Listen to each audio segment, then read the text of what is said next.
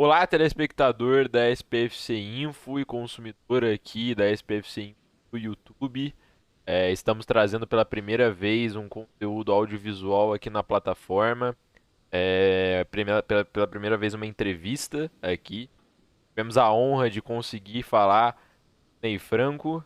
Ney Franco está aqui com a gente hoje, muito motivado pelo todo o contexto que estamos inserido aí dessa quinta-feira e da colocação do São Paulo no mesmo grupo que o Tigres. E a gente tem a honra de estar aqui com o último vencedor da Sul-Americana com o São Paulo, título de 2012, justamente contra o Tigres. Ney Franco, obrigado, prazer estar falando com você. Prazer todo meu, Gabriel, né? E principalmente, né? Eu adoro falar de futebol, né? E principalmente de boas lembranças e principalmente de conquistas, né? Então me coloco aqui à disposição para a gente falar aí, né, desse confronto São Paulo e Tigre, né? E do trabalho que a gente desenvolveu à frente da equipe do São Paulo na competição de 2012. A gente vai ter bastante coisa para falar. A gente vai ter bastante coisa para falar do confronto em específico. Você aí que tá com essa agenda na correria, né? Igual a gente tava conversando anteriormente. Tá em todos os lugares agora para falar sobre o desenvolvimento da trajetória com o São Paulo e do desenvolvimento daquele fatídico jogo, que foi uma coisa completamente atípica, né? Eu, particularmente, nunca vi. Você já viu, depois daquele dia, alguma coisa no futebol que tenha acontecido parecido? Eu não vi mais, depois daquele dia. Não, Gabriel, não, nunca vi, cara. Esse jogo ele entrou para a história, né, devido a uma final que teve apenas um tempo, né? Mas eu gosto de frisar, né, que isso não pode tirar o brilho da nossa conquista, né? Porque foi uma competição onde a gente teve números espetaculares da competição, e eu gosto de citar, uma delas é não tomar gol dentro do Morumbi, né? E ter depois o jogador eleito, né, melhor jogador da competição, que foi o Lucas, né, eu também recebi uma premiação como o melhor treinador da competição, né, então, mas, né, além do título, ficou marcado como um jogo, né, que teve uma confusão, e agora quis o destino, depois de alguns anos, né, dentro de um sorteio da mesma competição, que caísse de novo as duas equipes no da mesma chave, né? E isso aí gera agora, né, uma conversa, gera um bate-papo, né? E a gente fica na expectativa de que, né, tenhamos um bom jogo na quinta-feira e que não termine da forma como terminou a grande final. Eu cito até, eu queria começar falando, você mencionou do melhor jogo da competição, que foi o melhor jogador da competição, que foi o Lucas, né? Você menciona na sua entrevista da ESPN que foi a primeira exibição internacional que o Lucas teve foi naquela Sul-Americana de 2012 para mostrar para o mundo, né, como é que era a figura do Lucas.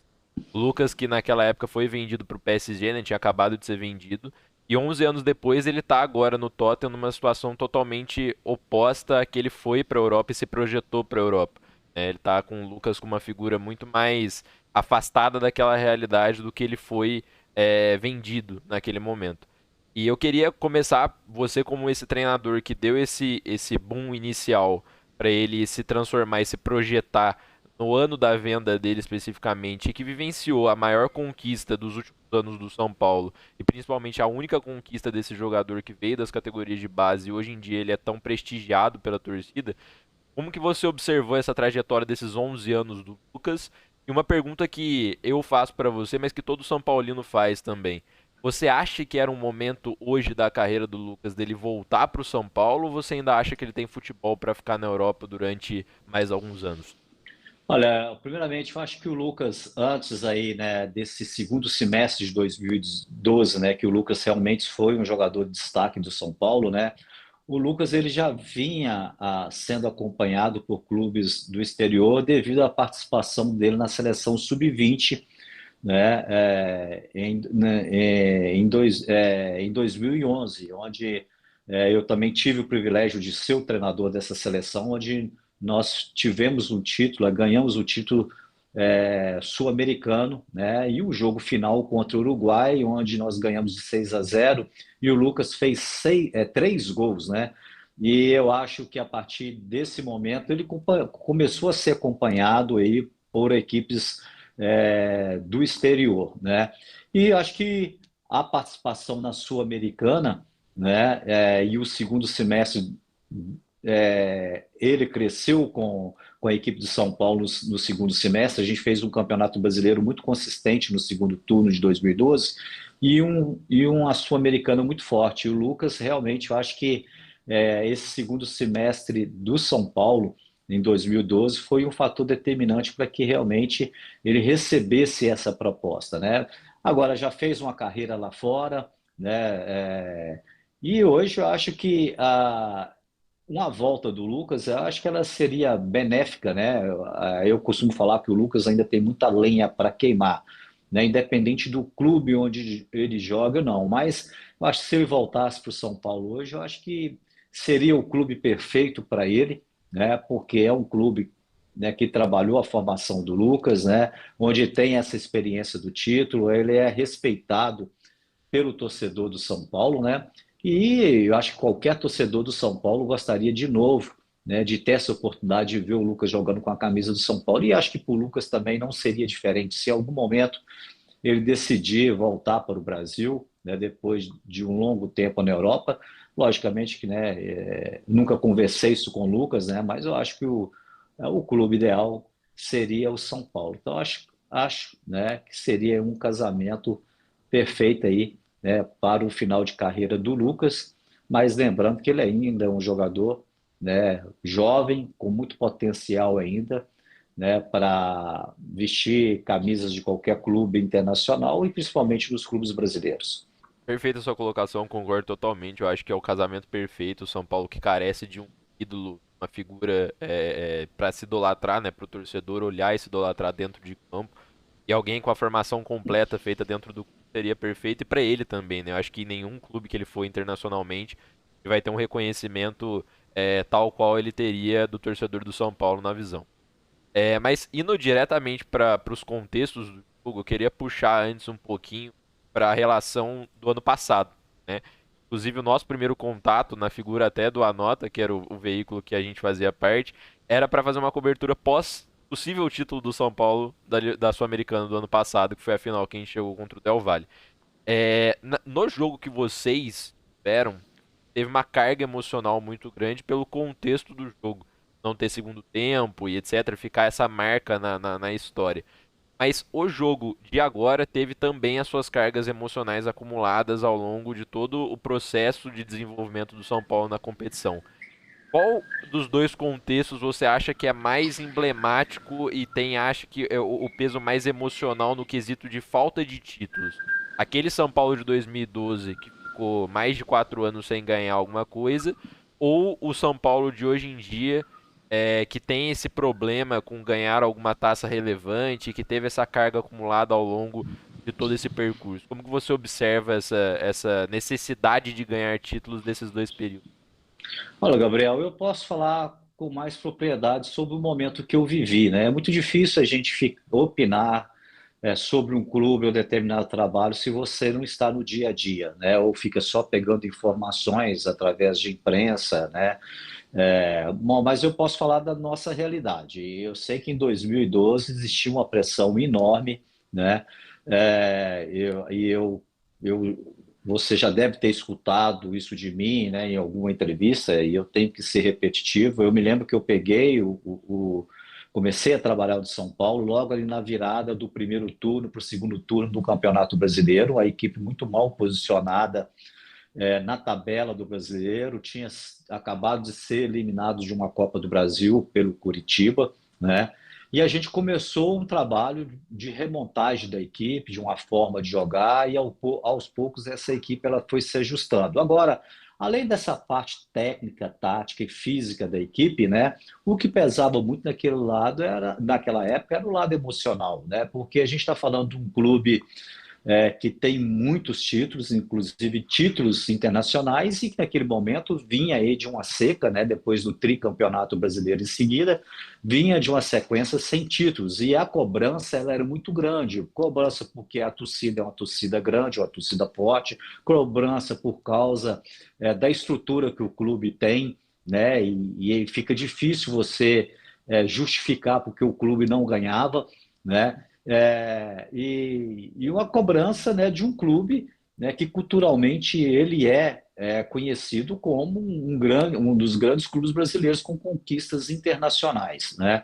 Então, eu me lembro que chegou um determinado momento que a gente conseguiu uma recuperação dentro do segundo turno, dentro do Campeonato Brasileiro, e aos poucos a gente foi crescendo dentro da Sul-Americana. E eu confesso que após o jogo, nosso confronto com a Universidade do Chile, né, nós ganhamos o primeiro jogo no Chile de 2-0 e depois ganhamos no Pacaembu de 5-0, uma equipe que ela tinha sido campeão sul-americano no ano anterior, né, dirigido pelo Sampaoli, e essa vitória no Pacaembu que nós ganhamos de 5-0 ali, né, eu me acendeu um sinal, cara, aqui é uma possibilidade real de título, né?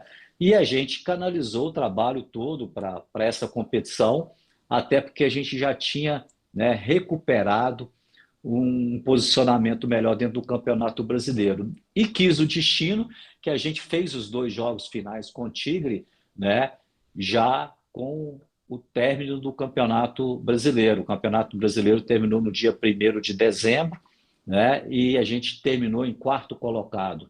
Ali a gente já conseguiu, dentro do brasileiro, uma classificação para a Libertadores, para 2013. Né? Então, era um fato interessante, porque a gente deu uma arrancada, a gente teve a melhor campanha do segundo turno. Né? E isso nos deu uma tranquilidade depois de uma preparação melhor para esse confronto com o Tigre. Né?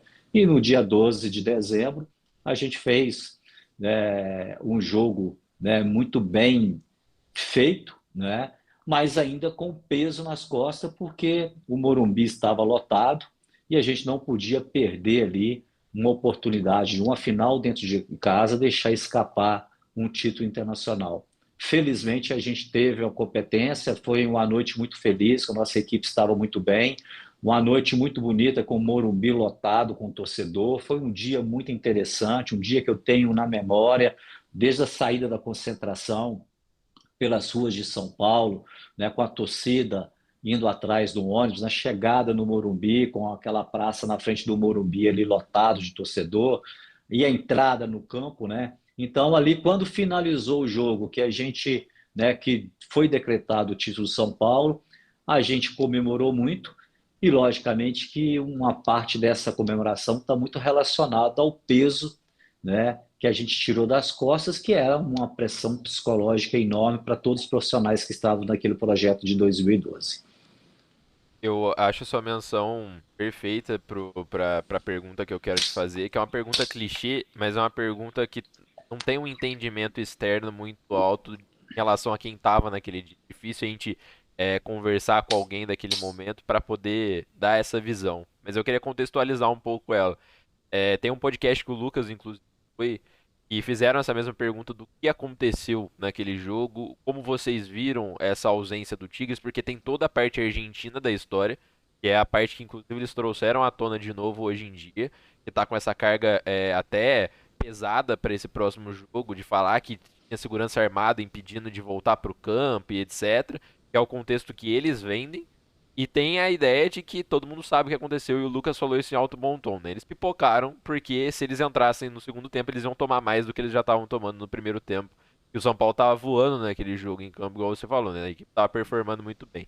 Então eu queria que você desse o seu parecer ali, detalhado de como foi esse dia dessa jornada e qual é a sua visão de quem estava de dentro de campo, como que você presenciou esse momento, como que foi vista essa situação, porque aqui de casa foi uma situação muito chata para os torcedores, né? Eu falo por mim, eu queria muito continuar vendo aquele time flutuar no jogo, ganhar, para levantar a taça do jeito mais normal possível.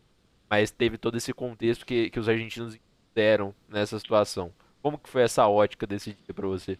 Olha, Gabriel, eu costumo falar o seguinte, que ali foi um confronto de uma equipe que estava muito bem tecnicamente, taticamente, que é a nossa equipe, emocionalmente muito preparada para os dois jogos finais, contra uma equipe argentina, né, que ela usou em alguns momentos no jogo, né, de muita violência. Eu acho que é um jogo, se a gente, inclusive no primeiro jogo, teve dois jogadores expulsos lá na Argentina, né, o Luiz Fabiano e um jogador do Tigre, que eu esqueci o nome dele, né? Mas o segundo jogo aqui é um jogo que, se você for rever o jogo, né, que foi o primeiro tempo, foi um jogo que o adversário, o tempo todo, marcando forte em alguns momentos com faltas reais e usando a catimba. Então foi um confronto de uma equipe técnica que estava num momento muito bom contra uma equipe que quis levar o jogo para a catimba. E acho que essa catimba eles levaram até o extremo, né? Que não ficou apenas dentro de campo. Eles arrumavam a confusão, né? Que ela é visível de todos, né? Como começou essa confusão. Então eu falo, se tivesse VAR no momento que o Lucas toma a cotovelada e sangra, e ali, né, já poderia ter o jogador expulso, né, do time. Então é uma equipe que quis catimbar, que quis parar na violência, né? Mas a gente teve a competência de 45 minutos fazer, né, 2 gols. E aí a gente tenta transferir o que aconteceu do primeiro tempo para o segundo tempo. Se a gente continuasse naquela batida, com aquele envolvimento, com aquele compromisso com o jogo, acho que era um jogo para ter um placar até mais elástico, que seria, né, um oferecimento nosso para o nosso torcedor, né, que estava há tempo esperando um título, com a possibilidade de uma comemoração ainda mais bonita, né? Então, e hoje, né, passado alguns anos, a gente talvez estaríamos falando dessa final, né, num outro sentido, né, com a conquista, né, mais imperativa, mais na parte técnica, tática. A gente talvez estaríamos aqui falando do posicionamento da nossa equipe dentro de campo, que jogava com 3 atacantes, né, ofensivo, com meio de ligação no bom momento, que era o Jadson, né, com 2 volantes. Talvez a gente estaria discutindo isso. E, infelizmente, hoje, quando a gente volta nesse tema, nesse jogo, a gente só volta, né, realmente na confusão, né? E eu ressalto sempre, né, apenas um tempo de jogo não pode tirar o merecimento que a gente teve nessa competição. Eu gosto de bater nessa tecla porque esse jogo, essa competição, a gente não pode, né, momento nenhum, né, deixar ser, né, abafado o valor dessa conquista para a gente em função do que o adversário provocou, do tumulto que o adversário provocou. Então a gente manteve a nossa postura, né? E o certo é que a gente conseguiu, em 45 minutos, fazer o que era preciso, e o certo é que toda a comissão, a direção da Conmebol estava no Morumbi naquele dia, presenciaram tudo, escutou os dois lados, né?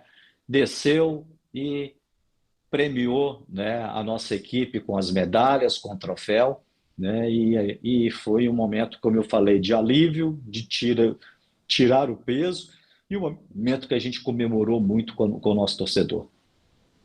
É perfeita a sua ponderação e ela casa muito até o contexto do ano passado, na parte negativa do que aconteceu ano passado, mas ele complementa o que você falou, né? O peso dessa conquista hoje, ela é medida muito pela derrota do que aconteceu ano passado, né? O time ficou completamente o contexto completo. Se acontece algo similar em 2012, a gente ia ter um peso muito negativo naquele dia, naquele momento e todo o contexto do. Então é uma conquista muito louvável da parte do São Paulo.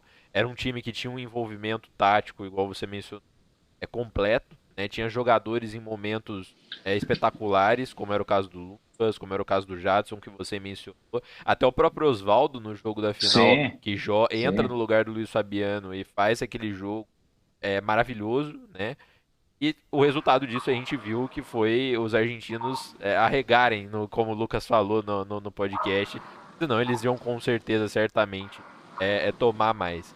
Quando você menciona essa parte do psicológico do jogo, tem a questão, por exemplo, de ter decidido o título em casa, né? Hoje em dia a gente tem uma variável da competição, igual você mesmo mencionou em várias entrevistas, e hoje se joga um jogo só, né? Como que você acha que muda essa perspectiva? Porque a gente teve uma final torcedor do nosso lado em 2012 e essa final agora totalmente atípica, indo para um outro país para jogar com um torcedor longe, com um cenário diferente, um contexto diferente. É prejudicial a competição hoje em relação ao que era, por exemplo? Olha, eu acho que essa troca, né, essa decisão da Conmebol, ela não fez bem para a final, né? Então, vamos comparar essas duas finais que o São Paulo jogou. A última final que o São Paulo foi jogar na Argentina, praticamente pelas informações que a gente tem, que o estádio ele não foi Ele não foi totalmente ocupado. Me parece que no dia do jogo a própria Conmebol fez uma campanha na cidade, né, até oferecendo ingresso para torcedor ir a uma final. E, em contrapartida, você volta em 2012, que a gente fez o último jogo dentro de casa, e eu já citei aqui como que estava bonito o Morumbi naquele dia, né? Então o torcedor compareceu, né, lotado, né? E então a experiência que a gente teve, né, principalmente com o São Paulo chegando em duas finais, né? E aí eu acompanhei de perto ano passado pela TV, então é incomparável, né? A festa que foi feita e o ambiente que se cria para uma final dentro da própria casa. Então eu acho que a Conmebol ela não mudou, mas eu acho que pode ser um determinado momento que ela pode rever essa questão de voltar a ter dois jogos de novo na final. A gente tenta copiar tudo da Europa, né? Então você tem que copiar a Champions League, né? Um jogo único e já pré-estabelecer antes onde que é esse jogo. E a gente já percebeu que aqui não dá certo. Aqui não, nós não temos na América do Sul a mesma estrutura, né? Que tem na Europa de uma viagem mais curta, né, mais rápida, com opções de hotéis, né, e meios de transporte com mais qualidade. Então a gente presenciou aí não só o São Paulo, mas as duas últimas finais de Copa Libertadores, a dificuldade que o torcedor do Flamengo, por exemplo, teve para chegar em uma competição, em uma delas, inclusive, teve que mudar em cima da hora o local de uma final, né? Então, eu acho que ainda o nosso continente não está preparado, estruturado, tanto em termos de hotelaria como em termos de transporte para fazer uma final onde você vai, né, ter o seu campo lotado. Vamos imaginar uma final de Sul-Americana, um time da Colômbia com um time do Equador, com a final aqui que seja no Allianz Parque ou no Maracanã. Você vai ter um Maracanã totalmente vazio, a não ser que a Conmebol chegue no Rio de Janeiro e distribua, né, ingresso para todo mundo, para a escola. Então eu acho que tem mais essa tentativa aí esse ano aí, mas eu acho que dependendo de quem chegar às finais, mais uma vez vai ser assim um fator para discussões para as competições futuras. Concordo totalmente. Eu acho que você falou perfeitamente no ponto de copiar a Champions League, né? Esse padrão nosso de querer copiar tudo de fora não dá certo, porque, primeiro, a logística é totalmente atípica, né? Lá você pega um trem, você chega em outro país, aqui você tem que pegar um voo, não sei quantas horas, e chegar num país totalmente atípico, um país totalmente diferente da sua realidade, do seu contexto, para jogar uma decisão num jogo único, que aconteceu, por exemplo, o que aconteceu no ano passado, né? Totalmente aquém do que o torcedor esperava, né? Diferente do que foi em 2012, por exemplo. E eu queria aproveitar que a gente está no processo de finalização e eu queria te perguntar uma menção que é uma curiosidade minha em específico e eu acho que a visão sua como um treinador ela é interessante, não exatamente sobre o jogo, mas sobre uma pessoa envolvida no jogo que hoje é o Rogério que está na frente do São Paulo. Eu vi uma entrevista sua, já faz tempo essa entrevista, acho que em meados de 2018, 2019, que você detalhava o Rogério Ceni ainda como treinador na época como muito promissor, né? Hoje em dia se menciona muito sobre o trabalho do Rogério à frente do São Paulo e você que instruiu ali o time em algum momento durante praticamente um ano, você sabe da dificuldade que é administrar essa equipe do tamanho que é o São Paulo. Você acha que hoje o Rogério é um cara realmente foi promissor como você esperava e ele é um bom técnico para estar à frente do São Paulo? Tem essa responsabilidade completa e é talvez um nome ideal para realmente estar na frente do São Paulo? Eu acho que é uma realidade, né? Então, em tão pouco tempo, né? Vamos voltar de 2018, quando ele fez o trabalho no Fortaleza, né?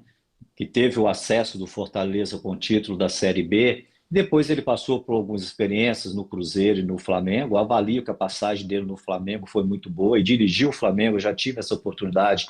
É muito difícil também, e ele é campeão brasileiro, então em pouco tempo já tem um título brasileiro de Série A e Série B, né?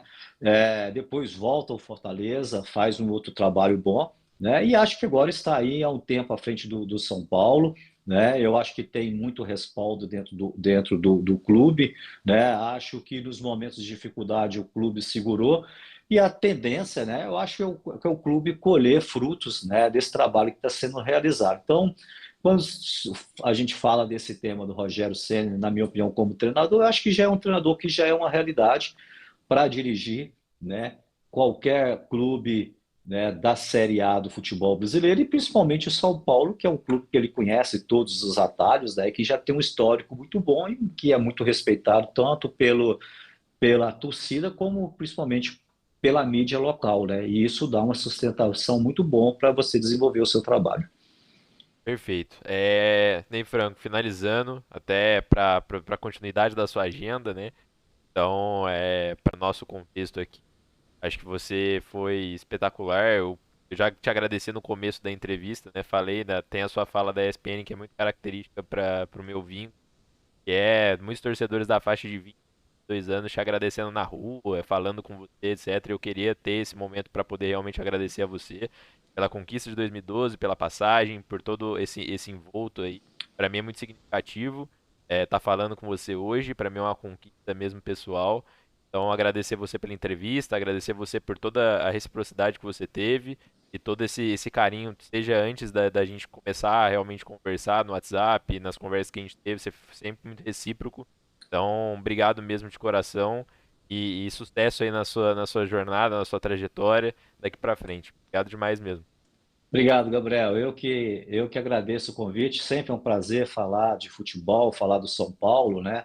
E vamos aí, né, em frente, né? E realmente isso acontece muito, né? Eu sou em alguns momentos abordado em aeroporto, ou algum restaurante, né, no dia a dia, é, geralmente com São Paulino nessa faixa de 20, 22 anos de idade, né? E todo mundo vem relembrar esse jogo, porque a gente sabe, né, que nessa faixa de 10, 12 anos realmente fica marcado um título, né? Então você tem essa primeira emoção de ver seu time ganhando um título, aí é bacana, né? Saber que eu participei dessa história e que tem o meu nome lá no São Paulo cravado, né? Você pode discutir tudo, mas isso aí ninguém rouba de você. Eu tenho feliz e falo, né, com propriedade que esse título, né, do São Paulo ele enriquece muito, né?